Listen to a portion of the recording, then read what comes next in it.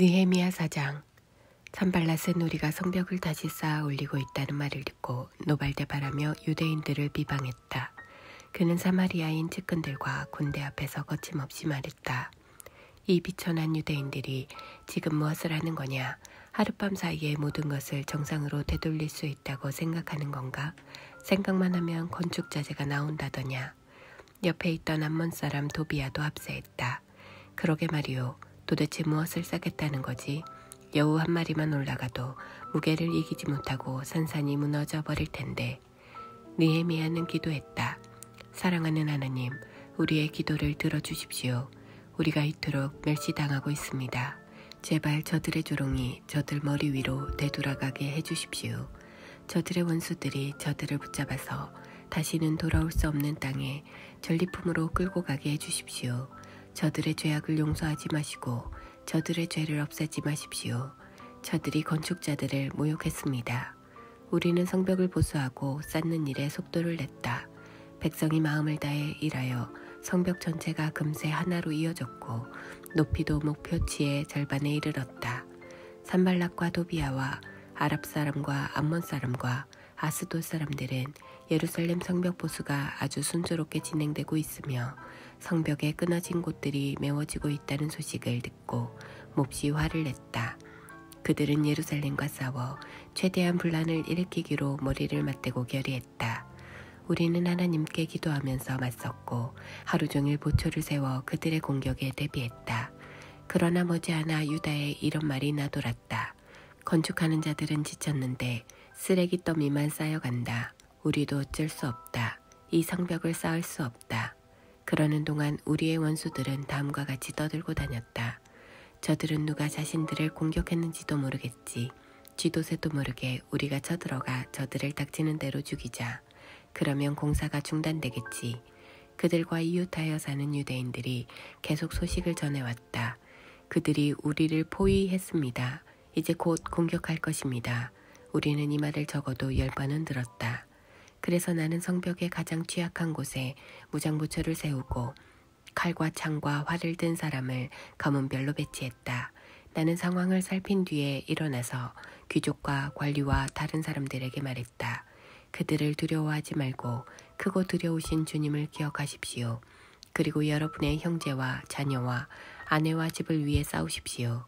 원수들은 우리가 그들의 계략을 모두 알고 있다는 것도 하나님께서 그 계략을 무산시키셨다는 것도 깨닫게 되었다. 우리는 다시 성벽으로 돌아가 작업에 임했다. 그때부터 우리 젊은이들 가운데 반은 일을 하고 나머지 반은 창과 방패와 활을 들고 갑옷 차림으로 보초를 섰다. 관리들은 성벽 재건 공사를 하는 모든 유다 백성의 후방을 지켜주었다. 일반 일꾼들은 한 손에는 연장을, 다른 한 손에는 창을 들었다. 성벽을 쌓는 사람들은 허리에 칼을 차고 일했다.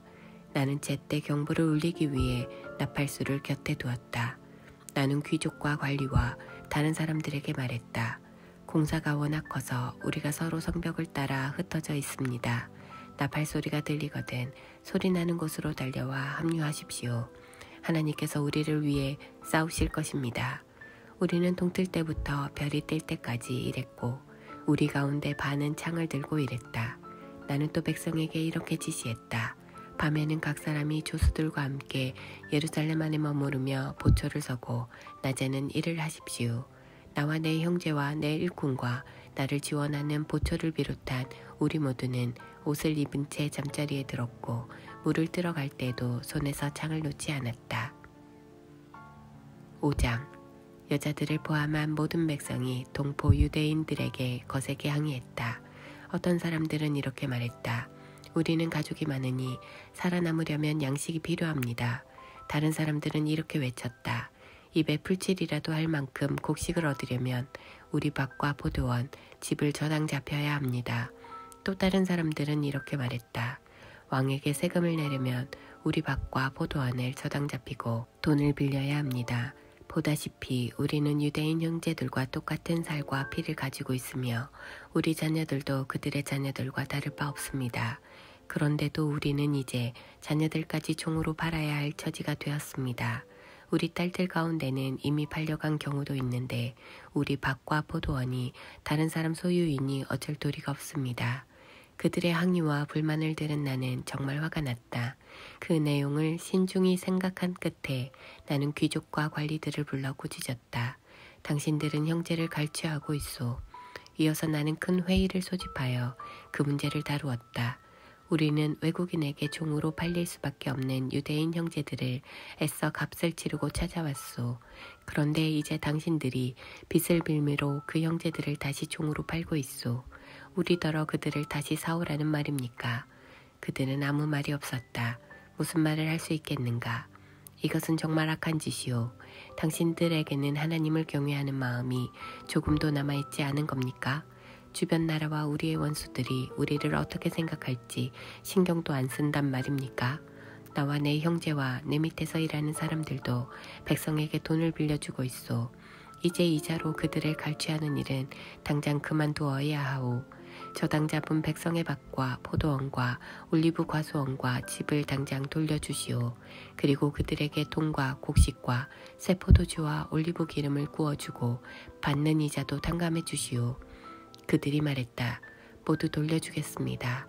그들에게 더 이상 요구하지 않겠습니다. 말씀하신 대로 다 하겠습니다. 나는 제사장들을 불러놓고 그들이 한 말을 지키도록 서약하게 했다. 그리고 내 주머니를 뒤집어 털면서 말했다.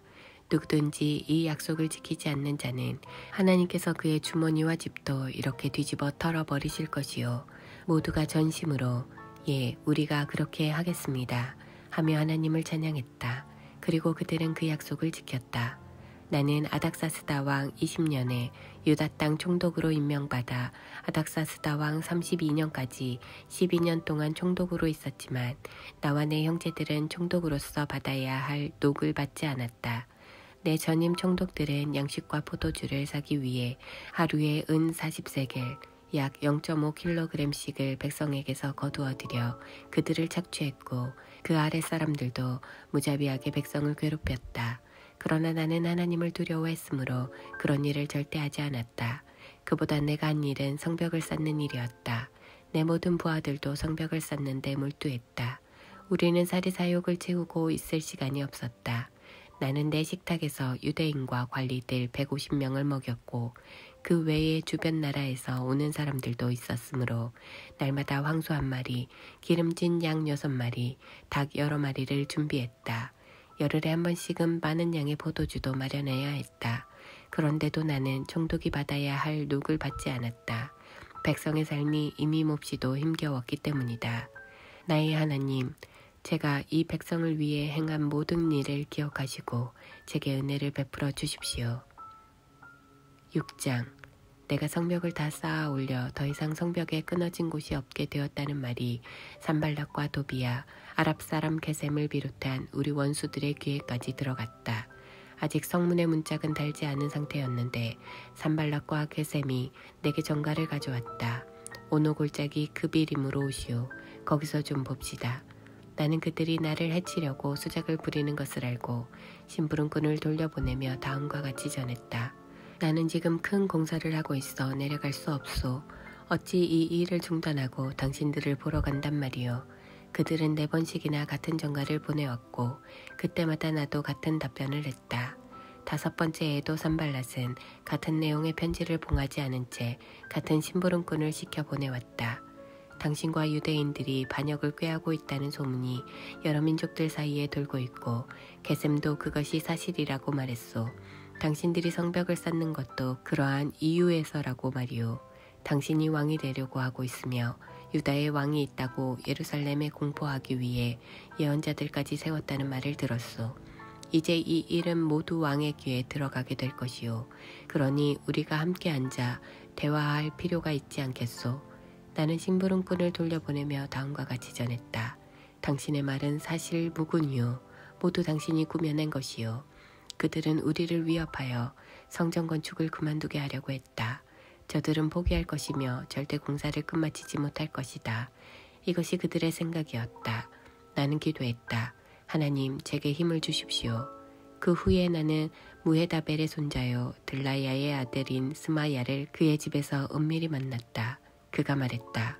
우리 하나님의 집, 성전 안에서 만납시다. 그들이 당신을 죽이러 올 거예요. 밤중에 반드시 죽이러 올 테니 성전 안에 들어가 문을 잠급시다. 나는 이렇게 대답했다. 나더러 도망쳐 숨으란 말입니까? 나 같은 사람이 어찌 성전에 숨는단 말입니까? 그럴 수 없습니다. 나는 그가 하나님께서 보내신 사람이 아니라는 것을 알아차렸다. 그가 내게 말한 예언이라는 것도 도비야와 산발랏의 작품이었다. 그들이 스마야를 매수한 것이다. 그렇게 해서 내게 겁을 주고 나를 꾀어 일반인의 몸으로 성전을 더럽히는 죄를 짓게 하여 그동안의 좋은 평판을 떨어뜨리고 나를 마음껏 헐뜯으려는 속셈이었다. 나의 하나님, 이 모든 악을 저지른 도비야와 산발랏을 내버려 두지 마십시오. 내 확신을 꺾으려 한 여예언자 노아디아와 다른 예언자들도 그냥 내버려 두지 마십시오. 성벽은 52일 만인 엘루럴 25일에 완공되었다. 우리의 모든 원수들이 이 소식을 들었고 주변 모든 나라가 이 일을 직접 보았다. 그제야 원수들의 귀가 완전히 꺾였다. 이 일의 배후에 하나님이 계신 것을 알게 되었기 때문이다. 그 기간 내내 유다 귀족들과 도비야 사이에 편지가 오갔다. 그는 아라의 아들 스가냐의 사위인데다 그의 아들 여호하난도 베레게의 아들 무슬람의 딸과 결혼한 터라 많은 유대 귀족들과 친분이 있었다. 그들은 그가 행한 좋은 일들을 내 앞에서 떠벌렸고 반대로 내가 한 말들을 그에게 일일이 보고했다. 그러면 도비야는 나를 위협하는 편지를 보내곤 했다.